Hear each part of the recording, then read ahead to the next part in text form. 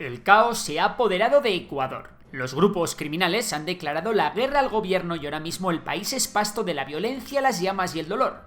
Y es que estos grupos de delincuentes han llevado a cabo una serie de ataques en el país que incluyen secuestros, robos, atentados con explosivos, motines en cárceles, fugas de presos, la toma de edificios públicos e incluso ejecuciones. El gobierno ha respondido declarando el estado de excepción y desplegando al ejército en las calles. Así que, en el vídeo de hoy vamos a responder a varias preguntas. ¿Qué está pasando en Ecuador? ¿De dónde viene todo este lío? ¿Y cómo ha pasado Ecuador de ser uno de los países más seguros de Latinoamérica a estar en esta situación? Así que venga, pónganse cómodos que enseguida lo vamos a ver. Para entender realmente todo este lío, nos tenemos, como siempre, que ir atrás en el tiempo, concretamente a finales de los años 90, cuando Ecuador sufrió una de las mayores crisis económicas de su historia.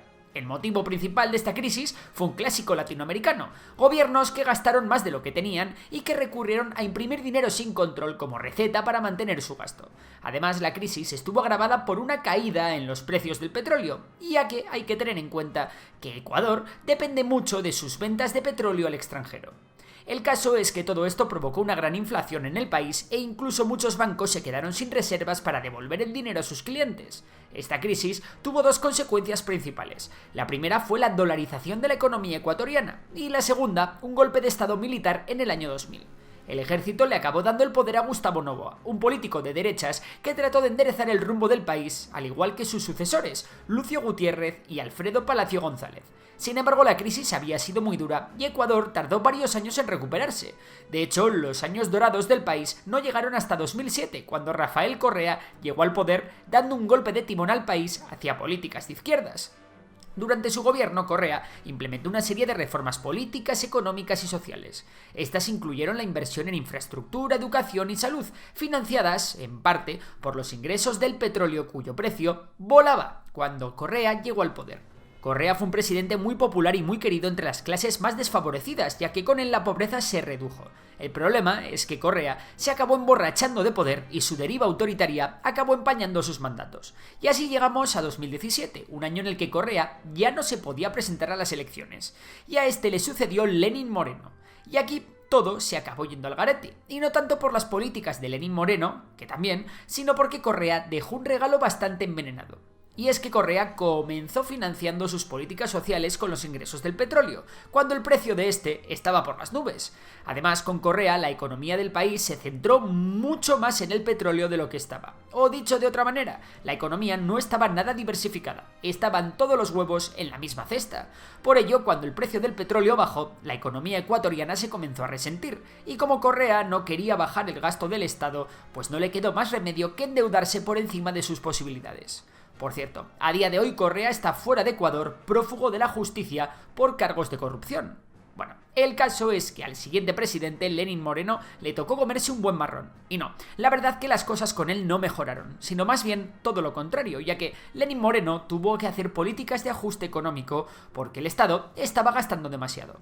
Estos recortes, conocidos como el paquetazo, se cebaron con las clases más desfavorecidas. Además, un gran virus, viejo conocido de Latinoamérica y de Ecuador, se extendió como la pólvora por todo el país. Hablamos, como no, de la corrupción, que campaba a sus anchas entre las altas esferas del país. Y a todo esto tenemos que sumarle la crisis del COVID, que pegó durísimo en Ecuador por algo que os he contado antes. ¿Os acordáis que la economía del país estaba dolarizada? Pues bien, esto provocó que el gobierno de Ecuador no pudiese inyectar dinero al sistema, como hicieron casi todos los países del mundo cuando el virus paralizó la economía mundial. A Lenín Moreno le sucedió Guillermo Lasso, de centroderecha. Y después a este le sucedió el actual presidente, Daniel Noboa, con el que la situación de momento no ha mejorado. Y algunos os estaréis preguntando, ¿por qué nos estás contando todo esto? ¿Qué tiene que ver todo este rollo con lo que está pasando ahora en Ecuador? Paciencia, ahora os lo cuento. Pero antes vamos a recapitular qué tenemos en la coctelera. Hasta ahora hay un país muy endeudado, con una economía que necesitaba recortes, muy dependiente de los precios del petróleo, con unas instituciones corruptas y con las manos atadas ante eventos macroeconómicos internacionales por culpa de la dolarización. Pues bien, Como estaréis imaginando, desde 2017 la crisis económica ha sacudido al país como una exhalación, y las desigualdades y la pobreza extrema han regresado con mucha fuerza a Ecuador. De repente, la falta de oportunidades para los jóvenes se ha convertido en un gran problema, y la delincuencia menor pronto comenzó a aparecer entre las clases más bajas de la sociedad. ¿Y quién se aprovechó de este caldo de cultivo de pobreza y desilusión? Pues sí, las mafias. Con la economía dolarizada y el país siendo pasto de la pobreza, las mafias internacionales vieron en Ecuador una oportunidad de oro para utilizar el país como base para sus operaciones logísticas y para el blanqueo de dinero. El proceso es sencillo. La droga se cultiva en Ecuador o en algún país vecino y se envía a través de los puertos ecuatorianos a lugares como Guatemala o México, para que allí se trate y se envíe a Estados Unidos. De esta manera, los grandes cárteles mexicanos se establecieron en el país subcontratando el trabajo sucio a bandas de delincuentes ecuatorianas. Lo mismo ha hecho la mafia albanesa e italiana, que envían la droga desde Ecuador a Europa. Después, estas mafias usan los dólares obtenidos de la venta de estupefacientes para lavar el dinero en Ecuador, aprovechando que los dólares son la moneda oficial de Ecuador. Se calcula que en el país hay unas 1.500 bandas especializadas en todo tipo de delitos que incluyen el secuestro, la extorsión, las ejecuciones, los robos con violencia, los atentados y todas las actividades que conlleva el crimen organizado. Desde el comienzo del aumento de la violencia en 2017, los gobiernos de Ecuador han intentado combatir el crimen organizado, pero la falta de recursos del Estado ha provocado que esto también sea un problema. ¿Por qué? Bueno, la hacinación en las cárceles ecuatorianas y los pocos recursos destinados al control de los presos han convertido las prisiones en centros de poder para las mafias, donde los presos tienen el control de las instalaciones. En estas prisiones, los líderes de las bandas criminales ejercen un autogobierno gestionando negocios ilícitos y cobrando por diversos servicios. Esta situación también es posible gracias a la corrupción dentro del sistema penitenciario, permitiendo la entrada de armas, drogas y otros artículos ilegales. Al igual que ha ocurrido en otros países como México, el auge de las mafias ha sido acompañado por un aumento en la inseguridad y la violencia. Ecuador cerró 2023 con el año más violento de su historia, con 7.592 muertes violentas frente a las 4.426 de 2022. En 2017 la tasa de muertes violentas en Ecuador fue de 5 por cada 100.000 habitantes, mientras que ahora esta tasa supera las 40. Estos datos convierten a Ecuador en el país más violento de América Latina.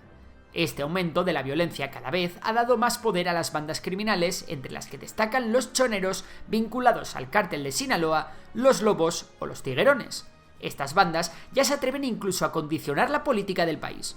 En estos últimos tiempos hemos visto como políticos como Fernando Villavicencio, candidato a la presidencia, y Agustín Intriago, alcalde de Manta, entre muchos otros, fueron asesinados. Con todo este lío montado, el detonante de esta última espiral de violencia ha sido la fuga de Fito, el líder de los choneros. Su fuga y su posterior búsqueda han desatado una ola de violencia sin parangón en todo el país, en el que las bandas criminales han tomado el control de varias cárceles. Ha habido fugas de presos, entre los que se encuentran el Capitán Pico, líder de los Lobos, ha habido asesinatos y secuestros por todo el país, quema de vehículos, atentados con explosivos e incluso los tiguerones llegaron a tomar momentáneamente una televisión local. El presidente Noboa le declaró la guerra a estas bandas y ha autorizado al ejército a actuar contra ellas. El presidente también ha anulado varios derechos de los presos y en el comunicado del gobierno asegura que todo grupo terrorista identificado en el decreto se ha convertido en un objetivo militar. La delincuencia en Latinoamérica es un fenómeno que ya traspasa fronteras y la situación requiere de cooperación internacional. Perú, vecina de Ecuador, también ha declarado el estado de emergencia y ha enviado efectivos policiales para apoyar a Ecuador en su guerra. En este momento son muchos los que están arrimando el hombro, e incluso el expresidente Correa, que se encuentra prófugo de la justicia ecuatoriana por cargos de corrupción, ha dado su apoyo al gobierno de Noboa. Es muy probable que Ecuador y otros países de América Latina acaben emulando al presidente de El Salvador, Nayib Bukele, para acabar con el reinado de terror de las bandas criminales, a base de mano ultra dura. Esto puede ser una solución para mejorar la seguridad a corto plazo, pero de poco va a servir la mano dura si Ecuador no se enfrenta a los problemas estructurales que tiene su economía y que han creado el desamparo y la pobreza de los jóvenes ecuatorianos de clase baja. En este punto es importante darse cuenta que la violencia está siendo el refugio de aquellos que han sido marginados y se sienten excluidos por el Estado. Tal y como demuestran las imágenes, los cuadros de las bandas criminales lo forman principalmente niños y adolescentes, que ni estudian ni trabajan, y a los cuales las bandas les dan un sentido de pertenencia, un flotador al que agarrarse para darle sentido a su desdichada vida. Y ahora que sabes todo esto, ¿tú qué opinas? ¿Qué debería hacer el gobierno de Ecuador para combatir a los grupos criminales? Si te ha gustado el vídeo ya sabes que puedes darle a like, suscribirte y si te gustan los resúmenes semanales, acuérdate que estrenamos una newsletter con toda la actualidad económica y financiera, así como más contenido de calidad. Os dejo el enlace, que es gratis, en la descripción. Por lo demás, un saludo y hasta la próxima.